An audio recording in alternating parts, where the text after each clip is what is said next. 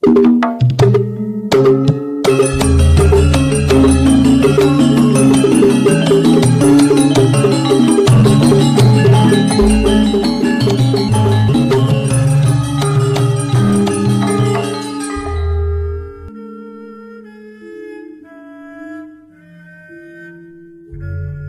Ibu, para kadang kinasih, simbah-simbah lan adik-adik, para rama, suster, bruder, berkah dalem Gusti, sugeng rawuh wonten ing PDSK channel menika. Kados pundi kabar panjenengan? Mugi-mugi bagas kasarasan kesehatan kawilujengan tansah mengku kula panjenengan sami anggenipun kelampahi gesang ing dinten menika, lan mugi-mugi lumantar panglimbang basa Jawi waosan Injil kula panjenengan sansaya saged nggayuh iman kapitadosan ingkang leres lan mantep. Langkung-langkung anggenipun kula panjenengan bangun gesang enggal ing Gusti Yesus Kristus, wantun martobat lan nglarasaken gesang menika kalian tuntunan dalem, nilar manungsa lawas, bangun manungsa anyar. Tentu menika boten gampil.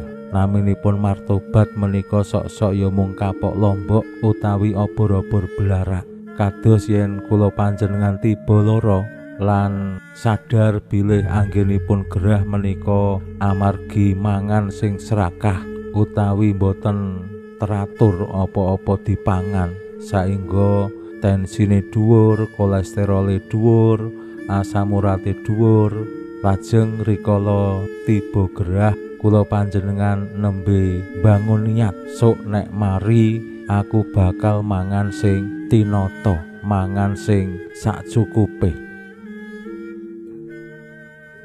Ning menika ya mung sawetara, seminggu, 2 minggu, 3 minggu, 4 minggu rasa-rasane wis sehat meneh, wis perkasa meneh, terus dibaleni.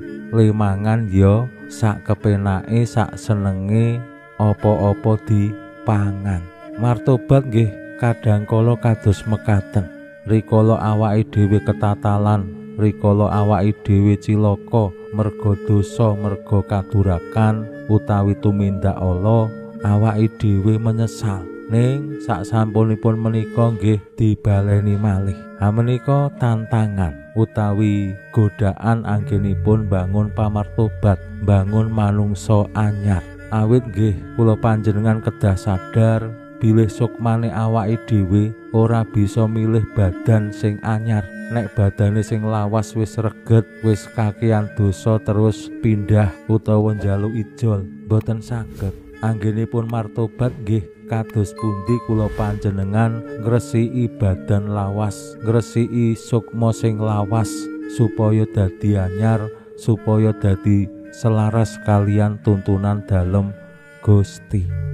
Lan lumantar waosan Injil dinten menika Gusti Yesus paring pitedah dumateng tiyang kathah kados pundi anggenipun siap siaga, jaga-jaga lan saged narik dudutan maneka warni pratandaning jaman kula panjenengan dikersakake martobat. Menika dudutanipun wantun bangun gesang enggal, wantun nglarasaken gesang kalian tuntunan dalem Gusti. Pramila monggo kita pirengaken sabda dalem Gusti ing dinten menika lan kita wiwiti kanthi sembayang sawetawis. Konjo ing asma dalem Hyang Rama saha Hyang Putra tuwin Hyang Roh Suci. Amin.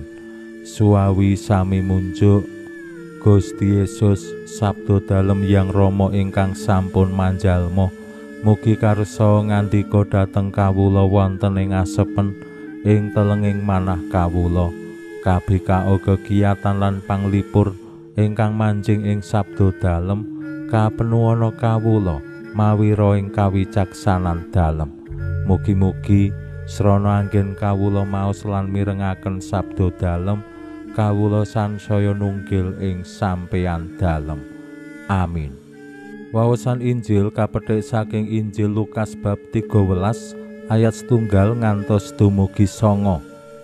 Nalika samono ana wong sawetara sing padha sowan Gusti Yesus matur bab wong-wong Galilea sing diprajaya Pilatus lan getihé dicampur karo kewan kurbane. Nanging Gusti paring pangandika, apa saka rumangsamu wong-wong Galilea iku luwih gedhe dosane tinimbang wong Galilea liyane? Aku kandha ora. Nanging yen kowe ora martobat, kowe ya bakal tiwas kaya mangkono. Samono uga wong 18 sing tiwas kembrukan menara Siloe. Apa saka rumangsamu luwih gedhe lupute tinimbang wong-wong Yerusalem liyane? Aku kandha ora. Nanging yen kowe ora martobat, kowe ya bakal tiwas kaya wong-wong iku. Gusti banjur ngandikaake pasemon mangkene. Ana wong duwe wit woh-wohan ing kebon anggur. Wong mau teka mrono arep golek wohe, nanging ora metu siji-sijia. Juru taman nuli dikandhani, wis 3 taun wit iki dak goleki wohe, nanging ora metu siji-sijia. Wis tegoren wae tiwas mung isep lemah.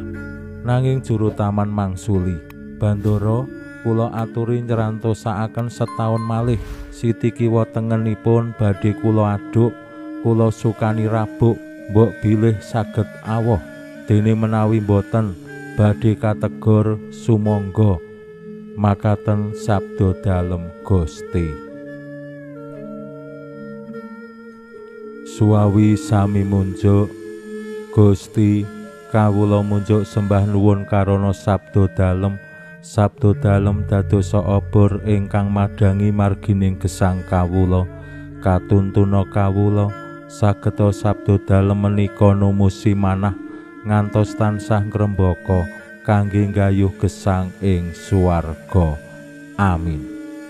Bapak Ibu para kadang kinasih simbah-simbah lan adik-adik, Gusti Yesus paring tuntunan dumateng tiyang kathah langkung-langkung ing waosan Injil kala wau. Saperangan tiyang sing mrakarakake tiyang Galilea sing diprajaya dening Pilatus lan rahipun tiang-tiang menika dicampur kalian getih kurban. Menika tentu dados prakara sing viral, prakara sing lajeng dados pirembagan wonten ing tengah-tengahing masyarakat.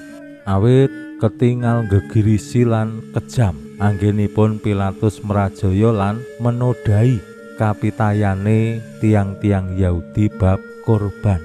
Ananging Gusti Yesus boten mrakarakake perkawis menika, malah ngemutaken kanthi keras yen tiang-tiang menika boten purun martobat ya bakal ngalami nasib sing padha.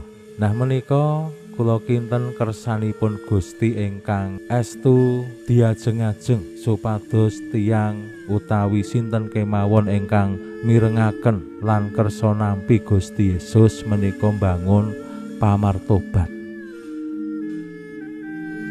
Pamartobat menika ingkang sepisan nggih tinarbuka dumateng Allah lan gerak kersaning Allah wonten ing gesangipun. Wani nampa Gusti lan menapa sing dados kersa dalem lajeng nindakake. Lan menika ingkang dados srana anggenipun bangun gesang enggal bangun gesang sing laras kalian Gusti piyambak. Ananging yen tiyang wis ora gelem nampa, ora gelem ngrungokake, ora gelem tinarbuka marang kersaning Allah, ya dadi dendeng, ya dadi wong sing padha wae ora bakal bisa martobat, utawa ya le martobat menika namung lelamisan obor-obor blarak.